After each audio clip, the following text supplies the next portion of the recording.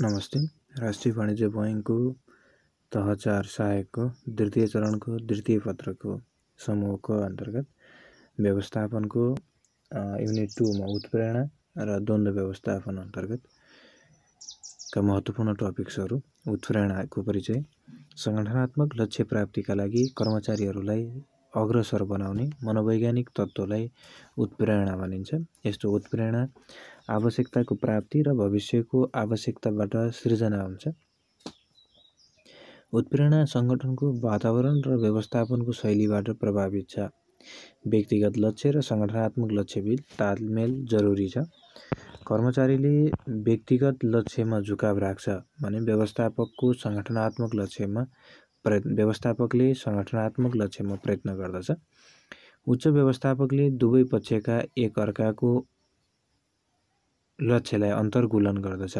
उत्प्रेरणाको सम्बन्ध Maslow, Herzberg, Gregor, Elton माओ आदिले आवश्यकतामा आधारित भई उत्प्रेरणाका सिद्धान्तहरू प्रतिपादन गरेका छन् भने त्यसैगरी एडम, ब्लुम, स्किनर, लक आदिले प्रक्रियामा आधारित उत्प्रेरणाका सिद्धान्तहरू प्रतिपादन गरेका छन्। उत्प्रेरणाका सिद्धान्त।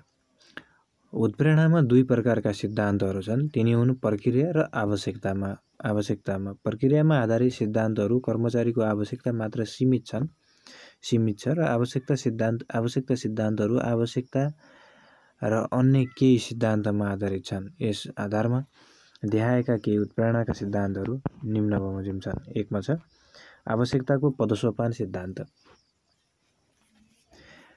अब्राहम मास्लोको मोटिभेसन एन्ड पर्सनालिटी किताबमा यो सिद्धान्तको चर्चा गरेका छन्। मास्लोले 5 वटा श्रेणीमा विभाजन गरेका छन्। यसको आवश्यकता क्रमसँग पूरा गर्दै जाने तर्क पेश गरेका छन्। त्यसैगरी 2 नम्बरमा छ theory X and theory Y. Douglas एमसी ग्रेगरले human side of the enterprise पुस्तकमा यो सिद्धान्तको चर्चा गरेका छन्। उनले थ्योरी एक्स प्रकारका कर्मचारीहरू काम छल्ने, मौद्रिक सुविधा मात्र चाहने र कार्यस्थलमा नकारात्मक व्यवहार भएका हुन्छन् भनेका छन् भने यिनीहरूलाई नकारात्मक औजार प्रयोग गर्न सुझाव दिएका छन्। त्यसैगरी थ्योरी वाईले सकारात्मक औजार प्रयोग गर्न सुझाव दिएका छन्। त्यसैगरी 3 नम्बरमा छ दुई तत्त्व सिद्धान्त। फ्रेडरिक हर्जबर्गले work and nature of the man पुस्तकमा यो सिद्धान्तको चर्चा गरेका छन्। कर्मचारीहरूलाई आरोग्य तत्त्व दिएमा काम गर्न तयार हुने र उत्प्रेरणा तत्त्व प्रदान गरेमा अतिरिक्त हौसला र अग्रसरता गराउन सकिने चर्चा गरेका छन्। त्यसैगरी 4 नम्बरमा छ अपेक्षाको सिद्धान्त। भिक्टर ब्लुमले वर्क एन्ड मोटिभेसन पुस्तकमा यो सिद्धान्तको चर्चा गरेका छन्। कर्मचारीको अग्रसरता कामको प्रतिफलसँग सम्बन्धित हुने तर्क पेश गरेका छन्। त्यसैगरी 5 नम्बरमा छ समताको सिद्धान्त। कार्यस्थलमा व्यवस्थापनले वितरणकारी न्याय, समतामूलक व्यवहार प्रदर्शन गरेमा कर्मचारी उत्प्रेरित हुने तर्क पेश गरेका छन्। यसले कार्यस्थलमा सामाजिक न्याय र समानताको वकालत गर्दछन्। त्यसैगरी नम्बर 6 सामूहिक सिद्धान्त। कर्मचारी उत्प्रेरणाका तत्त्वहरू वातावरणसँग सम्बन्धित हुन्छन्। परिस्थिति अनुसार उत्प्रेरणाका सिद्धान्तहरू फरक हुन्छन्। फरक सिद्धान्तले काम गर्न पनि सक्छन्। यस्तो अवस्थामा कर्मचारीहरूलाई उत्प्रेरित गर्नुपर्छ। 7औं नम्बरमा उद्देश्यमूलक सिद्धान्त, लक्ष्य निर्धारक सिद्धान्त। कर्मचारीलाई निश्चित लक्ष्य प्रदान गरिन्छ। सो लक्ष्य प्राप्ति गर्न स्रोत साधन परिचालन गरिन्छ। लक्ष्य प्राप्तिका लागि दण्ड र पुरस्कारलाई समावेश गरिन्छ। कर्मचारीहरूलाई निश्चित लक्ष्य दिइन्छ। यस्ता लक्ष्य व्यक्ति वा सामूहिक हुन सक्छ। हाल यो सिद्धान्तलाई निजी, बैंक तथा वित्तीय संस्थामा प्रयोग गरिन्छ। उत्प्रेरणाका सिद्धान्तहरू मास्लोको आवश्यकताको सिद्धान्त, हर्जबर्गको दुई तत्त्व सिद्धान्त, एडफोर्डको ERG सिद्धान्त र म्याकग्रेगरको थ्योरी एक्स र थ्योरी वाई। यी 4 वटा सिद्धान्त ट्रेडिसनल सिद्धान्त हुन् भने एडम्सको समता सिद्धान्त बोइङमा उपयुक्तवाला सिद्धान्त हो एडम्सको समता सिद्धान्त। त्यसै गरी ब्रुमको अपेक्षाको सिद्धान्त र स्किनरको रेफरेन्स रेन्फोर्समेन्ट थ्योरी र लकको उद्देश्य केन्द्रित सिद्धान्त यी 4वटा मोडर्न सिद्धान्तहरू हुन्। त्यसै गरी अर्को टपिक छ कर्मचारी उत्प्रेरित नहुनुका कारणहरू। 1 मा छ स्पष्ट उत्तरदायित्वको कमी छ। 2 मा छ वृत्ति विकासको अवसरमा भेदभाव। 3 मा छ अनुभव र योग्यताको कदर न्यून छ। 4 मा छ अवैज्ञानिक सरुवा र पदस्थापनाको प्रणाली छ।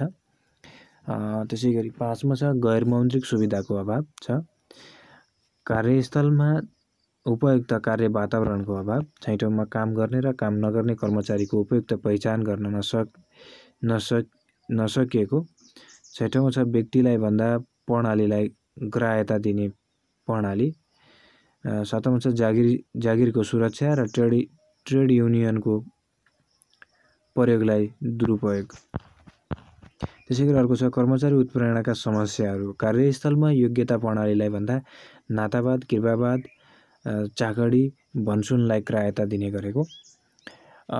कर्मचारीमा वास्तविक समस्याहरू पहिचान गर्न नसक्नु र गलत कारणहरूमा समाधान खोज्नु।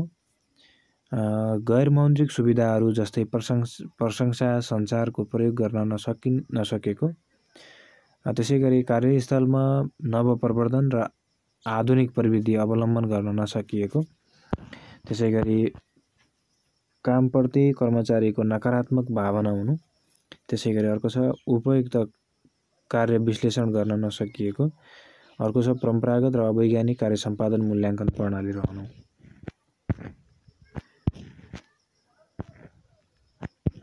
त्यसै गरी कर्मचारी उत्प्रेरणाका लागि अभिवृद्धिका उपायहरू। कर्मचारी उत्प्रेरणा अभिवृद्धिका उपायहरूमा काम र उत्तरदायित्वको बीचमा उपयुक्त सन्तुलन कायम गर्ने, नतिजा उन्मुख कार्य संस्कृतिको विकास गर्ने, न्यूनतम जीवनस्तर पुग्ने गरी तलब र भत्ताको व्यवस्था गर्ने, कार्य सम्पादन मूल्याङ्कनलाई नतिजा प्रणालीसँग जोड्ने, सरुवा बढुवा पदस्थापन तालिमलाई योग्यता र क्षमताको आधारमा निर्धारण गर्ने, वृत्ति विकासको अवसरमा वृद्धि गर्ने, कार्यस्थलमा उपयुक्त तनाव व्यवस्थापन गर्ने,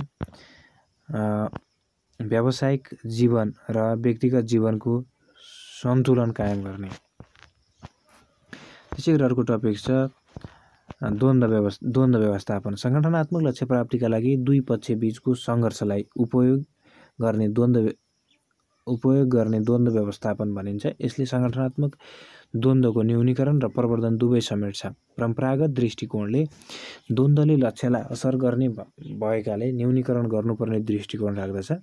आधुनिक दृष्टिकोणबाट कार्यदक्षता, कार्यप्रभावकारिता अभिवृद्धि गर्ने भएकोले द्वन्द्व प्रवर्धन गर्ने विचार राख्दछ। द्वन्द्व व्यवस्थापनले यी दुवै दृष्टिकोणलाई समेट्छ। सङ्गठनात्मक द्वन्द्वका प्रकारहरू 5 प्रकारका छन्। सङ्गठनमा द्वन्द्वका प्रकृति र प्रविष्टि अनुसार देखाएका 5 वर्गमा विभाजन गर्न सकिन्छ। अन्तर्वैयक्तिक द्वन्द्व, अन्तर्व्यक्ति द्वन्द्व, अन्तरसमूह द्वन्द्व, समूहभित्रको द्वन्द्व र अन्तरसङ्गठनात्मक द्वन्द्व।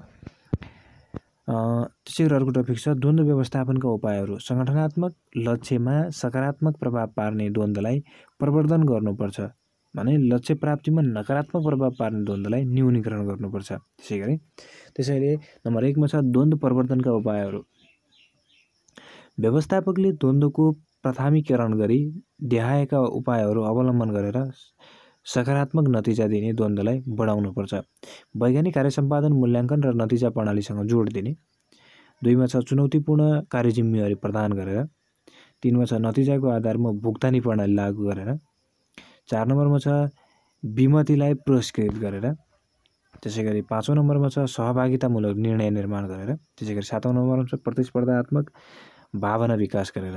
यसरी हामीले द्वन्द्वको प्रवर्धन गर्न सकिन्छ भने अर्को छ 2 नम्बरमा द्वन्द्व न्यूनीकरणका उपायहरू। सङ्गठनात्मक लक्ष्य प्राप्तिका लागि अवरोध सिर्जना गर्ने द्वन्द्वलाई जति सक्दो चाँडो न्यूनीकरण गर्नुपर्छ। यस्ता द्वन्द्व न्यूनीकरण गर्नका लागि देखाएका उपायहरू अपनाउन सकिन्छ। 1 मा छ द्वन्द्वरत पक्षलाई थाहा हुने गरी द्वन्द्वको व्यवस्था गर्ने। 2 मा छ द्वन्द्वलाई सतहीकरण गर्ने। 3 मा छ द्वन्द्वरत पक्षलाई साझा निष्कर्षका लागि बाध्य बनाउने। 4 मा छ द्वन्द्वरत पक्षका समस्याहरूलाई तत्काल समाधान गर्ने। 5 मा छ द्वन्द्व समाधानका लागि व्यवस्थापकले बल प्रयोग गर्ने। 6औं नम्बरमा छ द्वन्द्व समाधानका लागि कानुनी उपचार को बाटो जाने। त्यसैगरी अर्को टपिक छ द्वन्द्व व्यवस्थापनको महत्त्व। सकारात्मक द्वन्द्वको प्रवर्धनले लक्ष्यलाई बढाउँछ र नकारात्मक द्वन्द्वको प्राप्तिमा ह्रास आउँछ। दुवैले संगठनको लक्ष्यमा सकारात्मक भूमिका खेल्छन्। यसका लागि अन्य भूमिका तथा महत्त्वहरू देखाए बमोजिम छन्। 1 मा छ कर्मचारीको सृजनशीलता, कार्यदक्षता, प्रभावकारिता र अभिवृद्धि गर्ने काम गर्छ।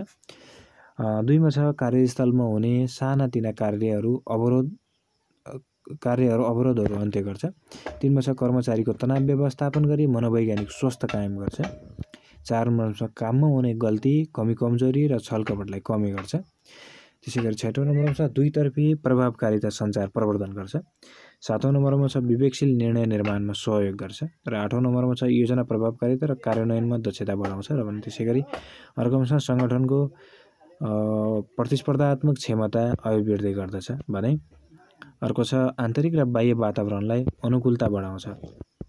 यसरी द्वन्द्वलाई हामीले प्रवर्धन गर्न अथवा न्यूनीकरण गर्न सक्छौँ। हस् त, धन्यवाद।